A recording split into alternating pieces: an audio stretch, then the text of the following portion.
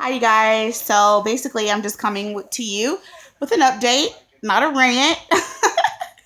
I have been going through a lot of stuff this past couple of days, and hopefully Monday will turn around.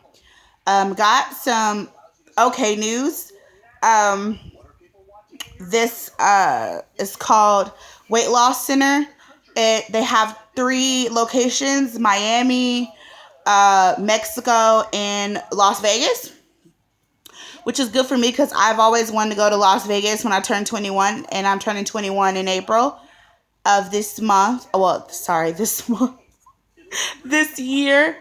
And it's January now. It's about to be February. So, also, I love Miami. I've been there before, and it's very beautiful. So I love both of those places. I love, love, love Miami. Basically, I'm happy because I don't have to go to Mexico if I don't want to. Mexico is still an option. But I also have an option here that's a little bit closer because I live in Arkansas. So driving to Miami, that might be a ways, but it'll be a bond for my mom and my sister and I. And we love road trips, and we haven't had a family trip in a while. And I think a lot of families, when you're going through a lot of family problems and family issues, family trips sometimes can be good, and it can help relieve a lot of stress. And I think it'll be very good for us if I decide to go that route. They do financing, which is awesome because me personally, I can't pay all that money at once. And I was sitting here thinking, like, damn, how am I going to come up with $5,900? You know, it's hard enough trying to come up with the money I have to pay the little bills I do have. So hopefully, I'll be able to afford the financing. I think they said they run your credit, and I have good credit, but I'm also having trouble with some issues with my credit, not regarding me. So that might be a problem for me. But hopefully it's not. I just pray that God, really just looks out for me. I'm pretty sure, I know He will. I'm putting it in God's hands, and I want God to do as He wishes. And tomorrow is Monday. I'm going to check on the status of the things here in my state. Basically, I'm going to call my sleep apnea doctor and have a talk with him. And if I'm not happy with his results, I'm going to ask for another sleep lab, because I just slept for 7 hours, and I couldn't do that last night. And that's a problem for me. I can't sleep at night. It's something about night that I just can't do it. It's hard for me to sleep at night. And that's really weird. And it causes it, and it's hard for me to sleep during the day too. I still have breathing problems if I don't have a fan on. It's not like the night changes my issues. It doesn't. It's just that if I can't sleep at night, I have to try to sleep in the morning or try to get something in during the day. I have to take a nap. But 7 hours, that's not considered a nap. I don't know what that was. That was some sleep. I'm gonna contact the Dr. Baker's office. He's the one that is supposed to be doing my surgery.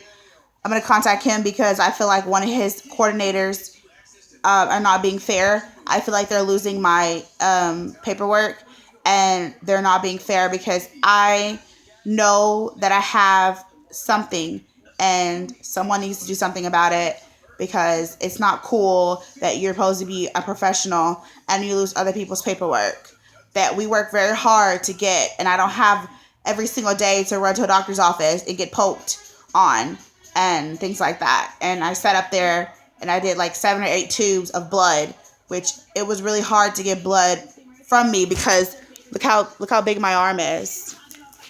I don't know if you can see that. Let me try. Like, my arm is pretty big, and it's like really hard to get blood, so I had to get it out of my hand. And I stood still, and it hurt.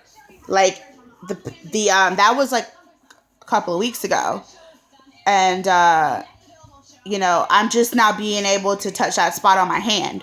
So I'm doing a lot, and I'm putting myself out there, and I'm trying to get the surgery and do right. But it seems like people are constantly like throwing little monkey wrench and daggers at me, and I feel very, I'm already vulnerable right now. So I feel like it's just like the whole world against me. And I think that's kind of how we all feel sometimes in this journey. We kind of feel like the whole world's against us. Nobody cares. And it's hard. It's hard when you're being vulnerable and you're putting yourself out there and you're trying to change, because I love to eat, and I'm not going to cry. I love to eat, you know? I'm going to try not to cry, but I love to eat. Eating makes me happy. And people say, people like make fun of like, is food your best friend? Yeah, it is. It's my best friend. It's there for me when nobody else is there for me. It comforts me when nobody else can comfort me.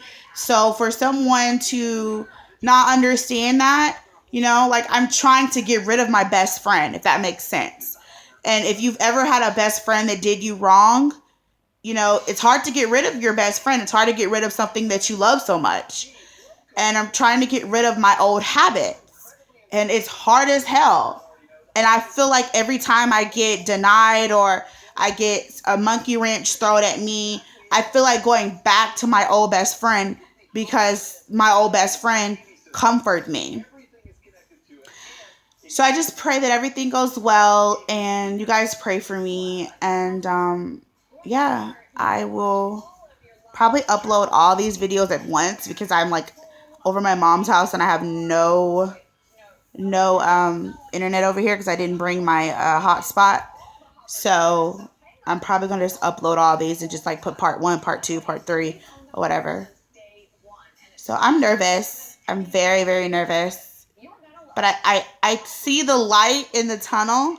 It's small, but I see it, because when you want something so bad, it doesn't matter how long. Well, it does matter, but you're going to get to your goal. It might take a while. You might have to jump through hoops.